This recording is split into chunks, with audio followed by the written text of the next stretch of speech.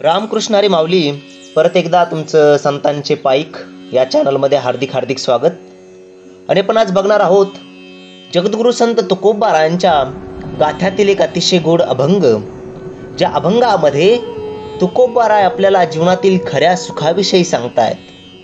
ते म्हणतायत की जीवनातील तुम्हाला जर खरं सुख पाहिजे असेल तर ते या संसारामधील भौतिक गोष्टीमध्ये नाहीये, तर ते आत्मिक शांततेमध्ये आहे. तुकोबाराय म्हणताय की एकदा का त्या मनुष्याला त्या आत्मिक शांततेच्या सुखाची अनुभूती झाली तर मनुष्याच्या जीवनातील असंख्य प्रकारचे दुःख, अडचणी, त्रास त्या मनुष्याला होत नाहीत. तो व्यक्ती खऱ्या अर्थाने सुखी आणि संपन्न होतो जेव्हा त्याला ती आत्मिक शांतता प्राप्त होते, असं वर्णन करणारा एक अतिशय गोड अभंग आपण आज या ठिकाणी बघणार आहोत. बघा, त्या अभंगाचं नाव आहे त्याचे सुख नाही आले अनुभवा, कठीण हे जीवा तुची वरी. बघा, आपण पहिले अभंग बघूया आणि त्यानंतर बघूया या अभंगाद्वारे जगद्गुरु संत तुकोबाराय तुम्हा मला काय संदेश देताय, ते कुठल्या सुखाविषयी आपल्याला सांगतायत. बघा, तुकोबाराय म्हणताय त्याचे सुख नाही आले अनुभवा, कठीण हे जीवा तुची वरी.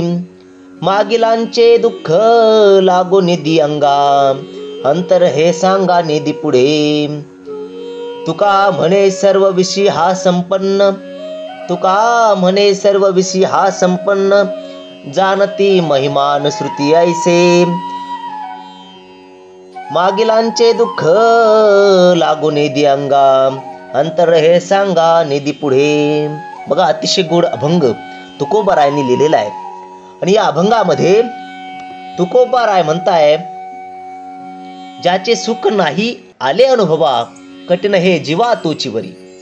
ते म्हणताय जोपर्यंत आपल्याला आत्मिक शांतता, श्वासोत सुख अनुभवायला भेटत नाही तोपर्यंत माणसाचं जीवन हे कठीण आहे. आणि ते कठीण जीवन माणसाला अतिशय दुःखमय वाटतं, असं सांगतायत तुकोबाराय. तुकोबाराय म्हणताय एकदा का ईश्वराच्या सुखाची अनुभूती झाली, मनुष्याला एकदा का त्या आत्मिक शांततेचा लाभ घेता आला की मनुष्याच्या आयुष्यातील सर्व काही दुःख, अडचणी माणसाला एकदम क्षुल्लक वाटायला लागतात. माणूस त्या दुःखाच्या आणि अडचणीच्या पलीकडे जाऊन विचार करतो आणि तो त्याच्यातूनही सुख मिळवण्याचा प्रयत्न करतो, असे या ठिकाणी तुकोबाराय म्हणताय. बघा, तुम्हाला जर एखाद्या गोष्टीचं उदाहरण द्यायचं ठरलं तर सांगतो. बघा, एखाद्या व्यक्तीला प्रचंड मोठं आर्थिक नुकसान व्हावं आणि त्या व्यक्तीला झालेल्या त्या आर्थिक नुकसानामुळे प्रचंड प्रमाणात दुःख व्हावं. म्हणजे ज्याप्रमाणे म्हणतो की मी या दुःखातून सावरूच शकत नाही, अशा प्रकारचं दुःख त्या व्यक्तीला व्हावं. आणि जर त्या व्यक्तीने ठरवलं की आता असं तर मला एक प्रचंड मोठं नुकसान झालेलं आहे, परंतु मला त्या दुःखातून बाहेर यायचंय आणि मला आत्मिक शांततेचा शोध घ्यायचा आहे, अनुभव घ्यायचा आहे. आणि जेव्हा केव्हा ती व्यक्ती परमार्थामध्ये आत्मिक शांती शोधण्याचा प्रयत्न करेल, भगवंताचं नामस्मरण करेल, तेव्हा ते तात्पुरतं असणारं आर्थिक झालेलं नुकसान त्या व्यक्तीला चिल्लर वाटायला लागेल, क्षुल्लक वाटायला लागेल. आणि त्या व्यक्तीच्या जीवनामध्ये खरी शांती आणि संपत्ती म्हणजे कुठल्या प्रकारची संपत्ती, तर ती आत्मिक शांतीची संपत्ती, ती त्या आत्मिक सुखाची संपत्ती त्या व्यक्तीला अनुभवता येईल आणि त्या व्यक्तीचं जीवन सुखी होईल, असं या ठिकाणी तुकोबाराय म्हणताय.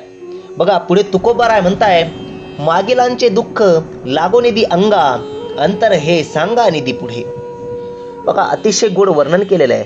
तुकोबाराय म्हणताय जो व्यक्ती त्या आत्मिक सुखाचा अनुभव घेतो ना, त्याला भूतकाळातील कुठल्याही प्रकारच्या गोष्टी अजिबात त्रास देत नाहीत आणि त्याचे मन कुठल्याही गोष्टीविषयी नकारात्मक होत नाही किंवा एखाद्या गोष्टीविषयी वाईट वाटून घेत नाही, त्याच्यामध्ये अडकून राहत नाही, असं या ठिकाणी तुकोबाराय म्हणताय.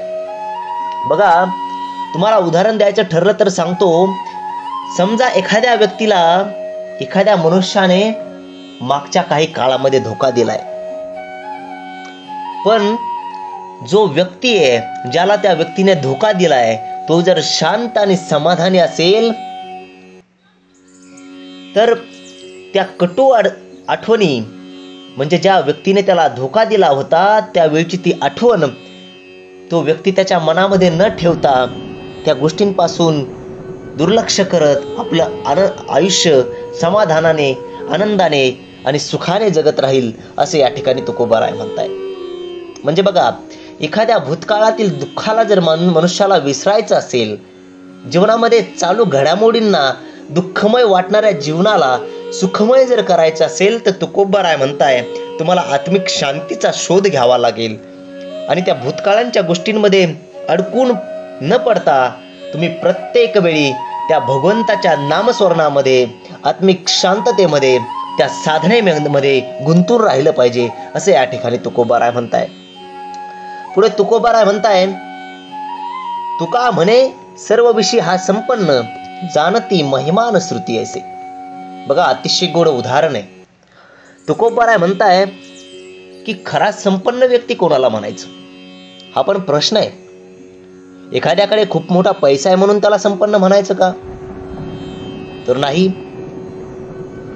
एखाद्याकडे खूप ज्ञान आहे त्याला संपन्न म्हणायचं का? तर नाही. तुकोबाराय म्हणताय त्याच व्यक्तीला श्रीमंत म्हणावं लागेल ज्याला त्या आत्मिक सुखाची अनुभूती घेता आली आहे. आणि तुकोबाराय इथे म्हणताय, तुका म्हणे सर्व विषय हा संपन्न, जाणती महिमान श्रुती. असे म्हणजे काय की जो आत्मज्ञानी व्यक्ती आहे तो व्यक्ती खऱ्या अर्थाने संपन्न असतो. म्हणजे आत्मज्ञानी म्हणजे कसा की बाबांनो, त्या आत्मज्ञानीचा जो महिमा आहे, जे मोठेपण आहे ते वेदांनाही माहिती आहे किंवा ते वेदांनीही मान्य केलेलं आहे. म्हणजे बघा, एखादा व्यक्ती असेल तो खूप श्रीमंत आहे परंतु त्याला मानसिक शांतताच नाहीये, तर ती व्यक्ती खऱ्या अर्थाने संपन्न म्हणता येईल का? नाही. म्हणजे त्याचे व्यवहार रोज करोडोने होत आहेत, त्याच्या उशालाही घेऊन झोपता येईल एवढा पैसा त्या व्यक्तीकडे, परंतु जर त्या मनुष्याच्या जीवनामध्ये शांतता नसेल, त्या व्यक्तीला आत्मिक सुखच अनुभवायला भेटत नसेल, तर तुकोबाराय म्हणताय त्या व्यक्तीला कुठल्याही प्रकारचा संपन्न व्यक्ती आपल्याला म्हणता येणार नाही. तर संपन्न व्यक्ती तुकोबारायने इथे कोणाला म्हटलेलं आहे? तुकोबाराय म्हणताय संत किंवा जो ज्ञानी, तर तो कुठल्या प्रकारचा ज्ञानी? जो भौतिक संपत्तीमध्ये गुंतून पडलेला नसेल, तर तो आत्मज्ञानाने आणि समाधानाने परिपूर्ण असेल, त्या व्यक्तीला इथे तुकोबाराय संपन्न म्हणतायत, खरा श्रीमंत म्हणतायत. बघा, तुम्ही म्हणाल की संत कसे काय बरं श्रीमंत?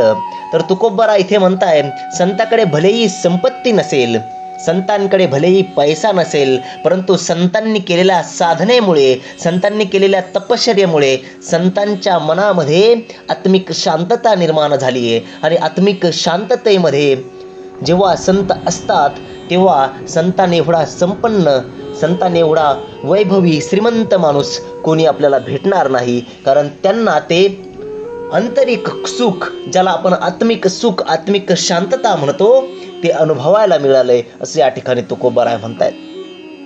बघा, व्यक्तीचे मोठेपण फक्त जगात नाही. म्हणजे इथे तुकोबाराय काय म्हणताय, जे संत आहेत, जे आत्मज्ञानी व्यक्ती आहेत, त्या व्यक्तीचं मोठेपण फक्त या जगातच नाही तर आध्यात्मिक स्तरावरही मान्य केलं जातं. बघा, संतांना तुकोबाराय जगद्गुरु म्हटलं, कारण का? तुकोबारायांनी गाथा लिहिला. माऊलींना ज्ञानेंचे राजे म्हटलं, कारण का? माऊलींनी ज्ञानेश्वरी लिहिली, त्यांनी ज्ञान संपादन केलं, त्यांनी त्या आत्मिक सुखाचा लाभ घेतला. आणि ज्या वेदांमध्ये ही ज्ञानी पुरुषाचं वर्णन केलंय, तोच हा आध्यात्मिक सुखाचा अनुभव घेतलेला मनुष्य आहे असे या ठिकाणी तुकोबाराय म्हणताय. म्हणजे बघा, आजच्या जीवनामध्ये जगत असताना तुकोबारायांनी आपल्याला संदेश तरी काय दिलाय, किंवा या अभंगामधून, आजच्या या कलियुगामध्ये या तंत्रज्ञानाच्या काळामध्ये आपण कुठल्या प्रकारचा संदेश घेतला पाहिजे, तर तो संदेश असा की तुकोबाराय म्हणताय फक्त पैसा पैसा पैसा करून त्या पैशाच्या मागे लागू नका. पैसा कमवा, नक्कीच कमवा, संपत्ती कमवा, परंतु त्याच सोबत तुम्हाला काय करावं लागेल, तर त्यासोबत तुम्हाला आत्मिक सुखाचा लाभ घ्यावा लागेल, आत्मिक शांततेला शोधावं लागेल. आणि एकदा का तुमच्या जीवनामध्ये आत्मिक शांतता आली तर तुम्ही काय व्हाल, की अशा छोट्या मोठ्या गोष्टींमधून होणाऱ्या दुःखांमधून मुक्त व्हाल आणि तुमचं आयुष्य हे सुखाने आनंदाने जगू शकाल, असं सांगणारा एक अतिशय गोड अभंग आपण आज पाहिलेला आहे. बघा, बोलत असताना जर एखादा शब्द चुकला असेल तर तुमच्या सर्वांच्या चरणी डोकं टेकून माफी मागतो. आणि जर माझे व्हिडिओ आवडले तर लाईक करा, शेअर करा, सबस्क्राईब करा. जाताना तुम्हा सर्वांच्या चरणी साष्टांग दंडवत करतो, माझ्या तुकोबारायांच्या चरणी नतमस्तक होतो आणि थांबतो. रामकृष्ण हरी माऊली.